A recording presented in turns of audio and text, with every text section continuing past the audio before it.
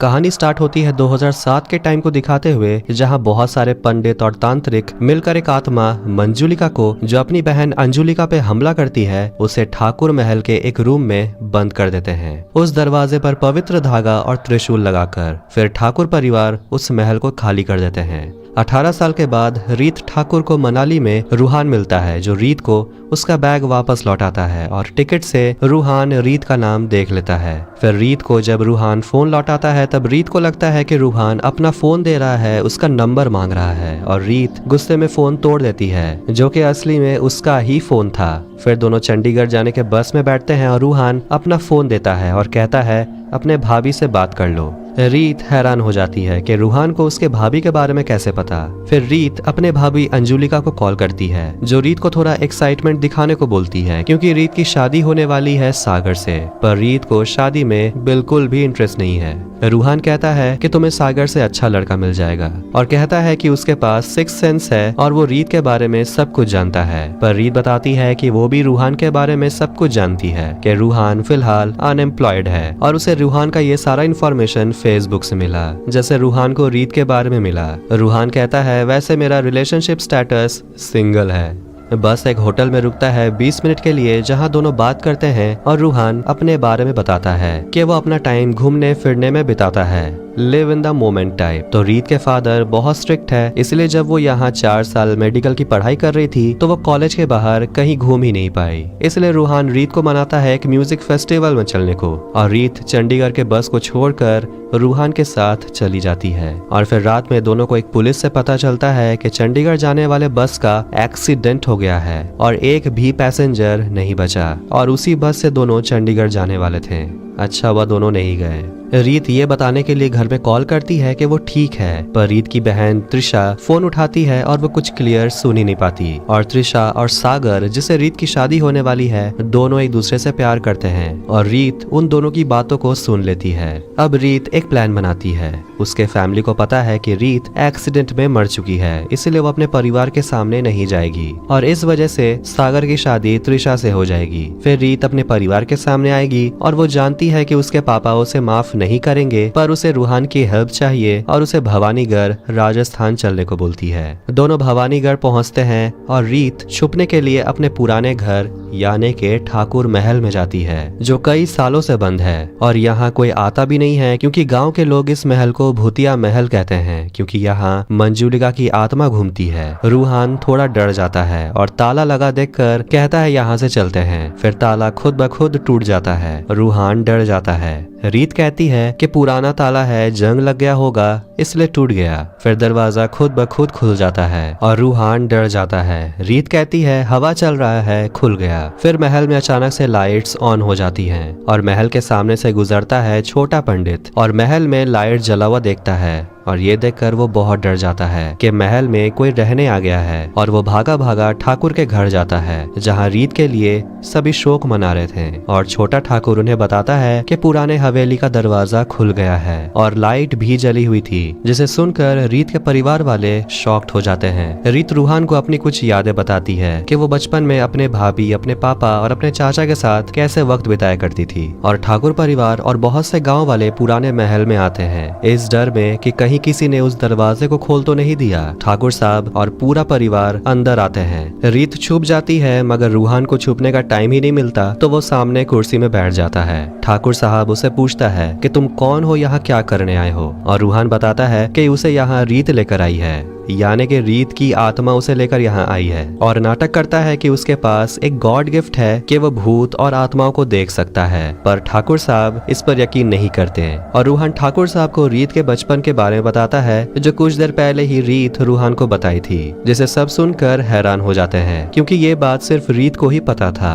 और अंजुलिका सीरियस होकर पूछती है तुम हमारे जज्बात के साथ खेल तो नहीं रहे हो? पर रूहान कहता है नहीं, क्योंकि रीत यही है और वो यही खड़ी होकर सब कुछ देख देख रही है। अब चाचा जी पूछते हैं कि रीत घर क्यों नहीं आई और यहाँ पुराने हवेली में क्या कर रही है। फिर रूहान रीत के भूत से बात करने की नाटक करता है और कहता है ये रीत की आखिरी इच्छा है कि वो अपने परिवार के साथ इस हवेली में रहना चाहती है, तब जाकर रीत को मुक्ति मिल जाएगी। पर अंजुलिका को मंजुलिका का डर है। पर ठाकुर साहब कहते हैं कि अगर रीत यही चाहती है तो हम सब यहीं रहेंगे। जिसके बाद सब पुराने महल में आने के लिए प्लान बनाते हैं और रीत रूहान से इम्प्रेस हो जाती है कि रूहान ने उसके परिवार को यहाँ रहने के लिए मना लिया और अगर ये हो गया तो रूहान सागर की शादी तिशा से कराने के लिए भी मना लेगा और कहती है यहाँ बहुत सारे कमरे हैं तो वो कहीं भी रह लेगी, ये महल नहीं भूल भुलैया है। तभी महल के उस बंद कमरे से घुंघरूओं की आवाज आती है। अगली सुबह पुराने महल को साफ करवाया जाता है और चाचा जी मंजुलिका की परछाई देखकर डर जाते हैं। महल में रीत के लिए चौथा चल रहा है और यहाँ रीत मजे में खाना खा रही है और रूहान नीचे जाकर परिवार वालों को बताता है कि रीत की एक और आखिरी इच्छा थी कि रीत की जगह अब त्रिशा की शादी हो। ये सुनकर सब हैरान हो जाते हैं, मगर त्रिशा शादी के लिए रेडी है और सागर भी रेडी है। पर रीत के पापा यानी कि ठाकुर साहब नहीं मानते और रूहान फिर से रीत के भूत को देखने का नाटक करता है और बताता है कि रीत अपने परिवार वालों के साथ गम में नहीं बल्कि खुशियों में शामिल होना चाहती है। इसीलिए ठाकुर साहब त्रिशा और सागर की शादी के लिए हाँ कह देते हैं। फिर एक लड़की रज्जो आकर रूहान को कहती है कि वो रीत को बहुत मिस कर रही है और वो रीत के गले लगना चाहती है। रूहान बताता है कि वो सिर्फ भूतों को देख नहीं सकता, कभी कभी भूत उसके अंदर भी आ जाता है। इसलिए रज्जो रूहान के गले लग जाती है। इसके बाद रीत की नानी भी आती है जो रीत को यानी कि रूहान को गले लगा लेती है। फिर रूहान के रूम में सागर और त्रिशा आते हैं रीत से बात करने के लिए और पूछते हैं कि रीत को उनके बारे में कैसे पता। फिर रूहान नाटक करता है कि रीत को सब कुछ पता है और वो सिर्फ तुम दोनों को खुश देखना चाहती है। रीत भी अब रूहान को पसंद करने लगी है। आधी रात में एक कौवा रूहान के रूम में घुस आता है। रूहान उस कौवे का पीछा करता है और रूहान के सामने एक आदमी होता है जिसका वो पीछा करता है और मंजुलिका के रूम तक जाता है और देखता है वो आदमी कोई और नहीं बल्कि रूहान ही है। तभी वहाँ मंजुलिका आती है जो पूछती है कि तुम यहाँ क्या कर रहे हो और उसे कहती है कि यहाँ कभी मत आना, तुमने बहुत से भूतों को देखा होगा। पर मंजुलिका सबसे अलग है। अगली सुबह रूहान थोड़ा कंफ्यूज हो जाता है कि उसके जैसे दिखने वाले लोग कौन थे। तभी वहाँ छोटा पंडित आता है और एक अखबार में रूहान का फोटो दिखाता है और पूछता है कि आपका फोटो अखबार में क्यों है। रूहान कहता है क्योंकि वो भूतों से बात करता है, हो सकता है इसीलिए उसका फोटो अखबार में छपा है। और गाँव का मुखिया रूहान को अपनी माँ से मिलाता है और थोड़ी देर पहले उसकी माँ चल बसी और चाहता है कि रूहान उसके माँ के भूत से बात करे और पता लगाए कि उसकी माँ ने उनका सारा सोना कहाँ छुपाया है। पर रूहान डर जाता है कि वो ये कैसे करेगा। फिर बड़ा पंडित सबको बाहर चलने को कहता है ताकि रूहान अकेले में मुखिया की माँ की आत्मा के साथ बात कर सके। और बड़े पंडित की बीवी यानी कि पंडिताइन मुखिया की माँ के चेयर के नीचे एक खिलौना लगा देती है जिसका आवाज सुनकर रूहान डर जाएगा और रूहान डर भी जाता है जब उस खिलौने से हंसने की आवाज आने लगती है। पर रूहान उस खिलौने को देख लेता है और उसे फेंक देता है जिससे उस रूम में रखे सारे सामान एक दूसरे के ऊपर गिरने लगते हैं और तभी एक झूमर ऊपर से सीधा नीचे गिरता है और आखिरकार रूहान को छुपा हुआ सोना मिल जाता है जो कि जमीन के अंदर था। सब रूहान की जय जयकार करते हैं और छोटा पंडित रूहान को रू बाबा कहता है और उसका भक्त बन जाता है। और गांव वाले अब अपने रू बाबा के लिए बाबा जैसा कपड़ा देते हैं पहनने के लिए और रू बाबा के आने से बड़े पंडित का बिजनेस ठप पड़ चुका है। अब रू बाबा लोगों की प्रॉब्लम सुलझाने लगे हैं और छोटे पंडित को उसकी बीवी कलावती से मिलाता है और कहता है कि तुम्हारी बीवी का पुनर्जन्म हुआ है जो कि इस जन्म में एक गधी है। छोटा पंडित उस गधी को अपने घर में ले आता है। फिर एक रात पोटलू यानी कि रीत के चाचा का बेटा रीत को देख लेता है। पर रूहान कवर अप करने की कोशिश करता है और कहता है कि बच्चे मन के सच्चे होते हैं इसलिए उन्हें आत्माएं कभी कभी दिखाई देती हैं। और रूहान पोटलू को धमकी देता है कि अगर वो फिर से रीत को देखा तो वो पोटलू को मंजुलिका वाले कमरे में बंद कर देगा। फिर रूहान को मंजुलिका के कमरे से घुंघरूओं की आवाज आती है और रूहान डर जाता है। रीत उसे शांत करती है और देखती है कि रूहान के कपड़े में ही एक घुंघरू फंसा हुआ था और रूहान कहता है कि वो रू बाबा का नाटक कर करके थक चुका है और वो यहाँ से जाना चाहता है। और रीत उसे कहती है कि मंजुलिका जैसा कुछ भी नहीं है। फिर दोनों एक दूसरे के हाथ पे हाथ रखते हैं और बोलते हैं कि दोनों एक दूसरे से जो कहेंगे अब झूठ कहेंगे और दोनों एक दूसरे को आई हेट यू कहते हैं और दोनों किस करते हैं। रात में रूहान और रीत के चाचा पीकर मंजुलिका के कमरे वाले दरवाजे को खोलने की कोशिश करते हैं, पर समय पर ठाकुर साहब और अंजुलिका वहां पहुंच जाते हैं और उन्हें रोकते हैं। और अंजुलिका उन्हें बताती है कि अंदर कोई साधारण आत्मा नहीं है, काला जादू करने वाली मंजुलिका है।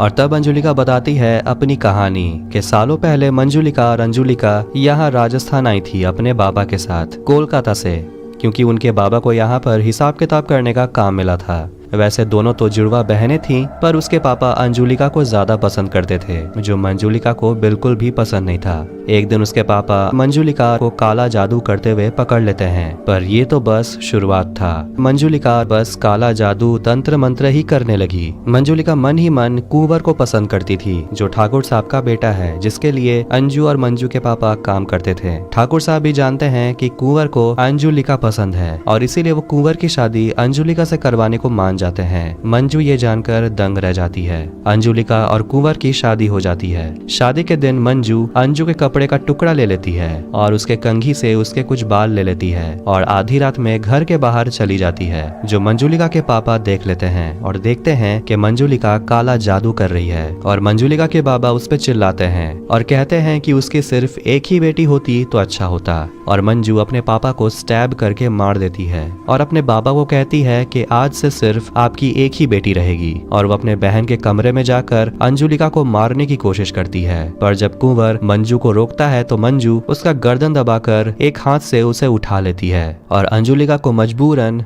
मंजुलिका को मारना पड़ता है। पर मंजुलिका की आत्मा कुंवर को फर्स्ट फ्लोर से नीचे गिरा देती है और इससे पहले मंजुलिका की आत्मा किसी और को नुकसान पहुंचाए, तांत्रिक मिलकर मंजुलिका को उस कमरे में बंद कर देते हैं। और अंजुलिका रूहान को बताती है कि मंजुलिका के वजह से उनके परिवार के 8 सदस्य मारे जा चुके हैं। अब छोटे पंडित रूहान को रीत के साथ देख लेता है, जो काफी दिनों के बाद अपने कमरे से बाहर निकली है। फिर छोटे पंडित महल में बड़े पंडित और पंडिताइन को लेकर पहुंचता है और बड़े पंडित ठाकुर साहब को बताता है कि आपकी बेटी रीत जिंदा है और रूहान झूठ बोल रहा है। ठाकुर साहब कहता है पूरी हवेली की तलाशी लेने, और रूहान रीत को छुपाने के लिए रीत को मंजुलिका के रूम के पास लेकर जाता है, क्योंकि यहाँ कोई चेक नहीं करेगा। पर छोटे पंडित वहाँ पहुँचता है, इसलिए रूहान घुंघरों की आवाज निकालता है और छोटे पंडित को डराकर भगा देता है। फिर रीत रूहान को बोलती है कि यही एक कमरा है जिसमें कोई तलाशी नहीं लेगा। और रीत के कहने पर रूहान मंजुलिका वाले कमरे के दरवाजे को खोलता है और रीत को अंदर बंद कर देता है। और रीत को भी लगता है मंजुलिका सब बकवास है, पर मंजुलिका असली में है। अब किसी को रीत नहीं मिलती और अंजुलिका रूहान से माफी मांगती है कि उन्होंने रूहान के शक्तियों पर शक किया। फिर रात में रूहान मंजुलिका के कमरे में जाता है रीत को ढूंढने, पर रीत पॉजेस्ड हो चुकी है और आमी जे तोमार गाने पे पागलों की तरह नाचने लगती है। और रूहान ये देखकर डर जाता है और मंजुलिका को बोलता है उसे छोड़ देने, पर ये रीत नाटक कर रही थी और कहती है कि मंजुलिका जैसा कुछ भी नहीं है। और फिर रीत रूहान के साथ अपने रूम के लिए चली जाती है। अगले दिन संगीत में सब मौज मस्ती कर रहे होते हैं, पर अंजुलिका को लगता है कि रीत की आत्मा शायद नाराज है, इसलिए रीत इतना तोड़ फोड़ मचा रही है। पर रूहान जानता है कि यह मंजुलिका है, क्योंकि कल रात उसने दरवाजा खोल दिया और सारे ढोल नगारे हवा में उड़ने लगते हैं। और अंजुलिका सोचती है कल रीत और रूहान पे शक किया गया, इसीलिए रीत शायद नाराज है। और रूहान नाटक करते हुए रीत के आत्मा को बोलता है ये सब बंद करने। फिर सब बाहर की तरफ देखते हैं कि रीत सामने के दीवार पर चल रही है, पर असली में ये मंजुलिका है। पर दूर होने के वजह से लोग यही सोचते हैं कि वो रीत की आत्मा है। रूहान ये सच जानता है कि रीत नहीं, ये मंजुलिका का भूत है और वो रीत के कमरे में जाकर उसे यहाँ से चलने को बोलता है। पर रीत भी डरी हुई है, क्योंकि उसके वजह से ही मंजुलिका बाहर आई है, पर वो जाने से मना करती है क्योंकि वो एक ठाकुर है। बड़े पंडित अपने पंडिताइन को चुड़ैल की तरह रेडी करता है और बड़े छोटे और पंडिताइन बात करते हैं कि संगीत में उन्होंने चीजों को नहीं उड़ाया और सोचते हैं तो फिर ये किसने किया।